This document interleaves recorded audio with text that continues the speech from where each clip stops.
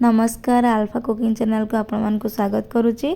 आज मुझे आपण मान सहित शेयर करने को जाऊँगी मटन लो गोटे नुआ रेसिपी ता सहित चना डाली सहित मटन लो गोटे नुआ रेसिपी आपको कहते डालचा नहीं तो डाल घोस्ट। ये हूँ हैदराबादी फेमस डाल घोस्ट या डालचा। तो आज मुझे बनवाई जाऊँ तो फास्ट देखो मटन को मारिनेट करने मटन को मारिनेट करने कि दही देवे मु 3 चामच दही नहीं यहाँ मोर घर दही मुझे घरे बनई तो मार्केट दही हेले भी आप नहीं पारे।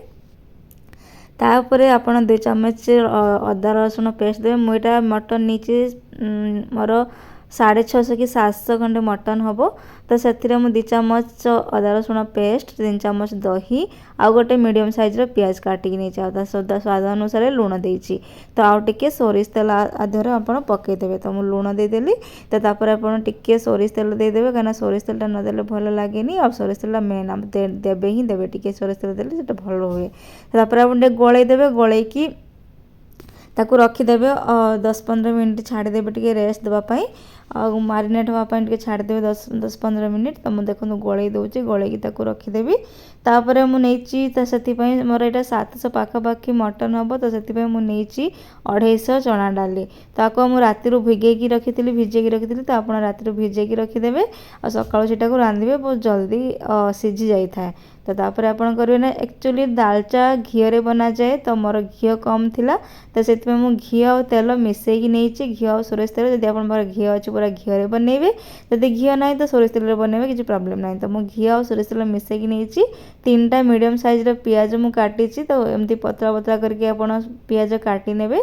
काटिकी तेल गरम होला परे आपन पियाज को पकईदेवे और पियाज को टिके फ्राई होगापी देवे। तो जानते केमती पियाज फ्राई होगापी करा जाए ब्राउन होला जाए तो टिके ब्राउन कलर आसवा जाए पियाज को फ्राई करेंगे। देखिए मोर ब्राउन कलर आसीगला तो से आप फ्राए करेंगे। तापर टिके होगला करेंगे जो मटन को आप मारिनेट करके रखी थे तो से मटन को भी पकईदे पियाज टिके होगला मटन को पकईदे।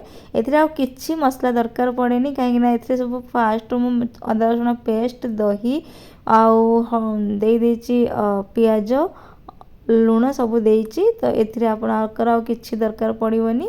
तो जहाँ मसला दिज्व सब सुखा मसला दिज्व अदा रसुण पेस्ट किसी दिज्वनी।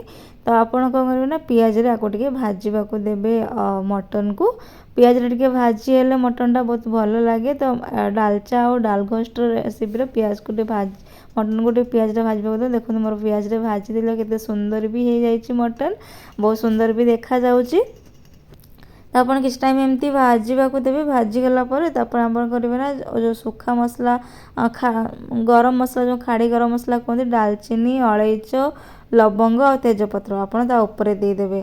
तो सब बड़े मटन कषारे मटन झोल कौन करूँ तेल रे दि जाए। तो यहाँ हूँ अलग डालचा बनाऊँगी डालघोस्ट डालचार आप कौन करेंगे ना ये जो खाड़ी मसला तो मटन पियाज भाजी है आपड़ पकईबे कि तेजपत्र अलैच डालचीनी आ लवंग तो ये 4टा जिनस पकईदे तार स्मेलटा आसो ना बहुत बहुत भल स्मेल आसे।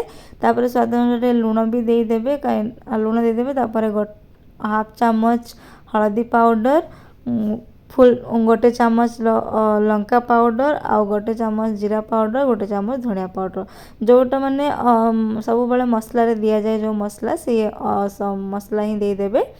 गोटे चामच धनिया पाउडर गोटे चामच जीरा पाउडर गोटे चामच लंका पाउडर हाफ चामच आधा चामच हलदी पाउडर आ स्वाद अनुसार लुण देकी कषिबे। ये जो कषिबे कषिबाटा टिके टाइम लगे तो आप 10-15 मिनट कषिबे। तापर टिके कषिला पानी देदेवे पानी देकी घोड़ाई देवे कहीं मटन टा सीझापी टाइम लगे।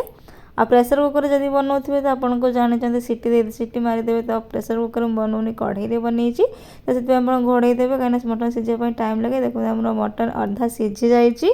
तो मटन अधा सीझीगला आप कौन करेंगे टिके भलसे पानी मला जाए कषिबे मटनटा भलसे कषिगला तार टेस्ट बहुत भल आसी थाए।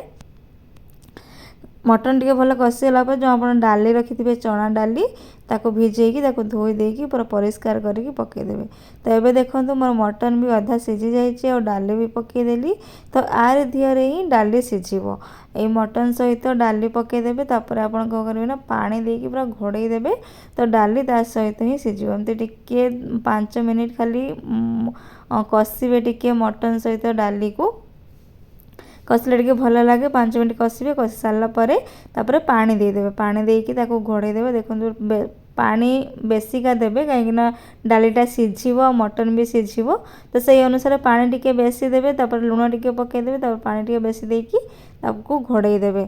तो डाली बहुत टाइम सीझे कहीं चना डालीटा टिके सीझापी टाइम लगे तो सीझीला तापर पकईदेवे। तो तापर मोर सेपटे हो गलानी मटन तो डाली भी सीझी जाइए बहुत भल भाव में मटन भी हो जाइए। तो से कौन कर छुंक लगेदेवी ये जो तड़काटा लगा जाए ना यहाँ घीरे लगा जाए घी पकेबे घी गरम है जीरा देवे गोटे चामच आ गोटे चामच गोलमरीच पाउडर दो जीरा देवे जो तार छुंकटा देले ये तड़काटा ही भल टेस्ट बढ़ाए।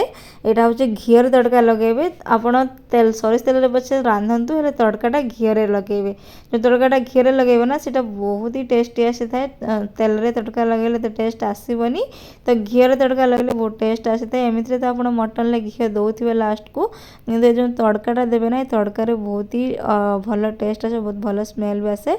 आ कंचा लंका को रखिदे फाड़ फाड़ कर काटिदेवे मोर ये मटन हो जापर आम तड़का देकी गलई देली देखो केते सुंदर देखा जाउची मटन आ मटन खाइबा ना बहुत ही भल लगे। एटा डालचा मत माने डाली आ मटन मिसे की बना जाए डालचा बा डाल गोश्त कहा जाए।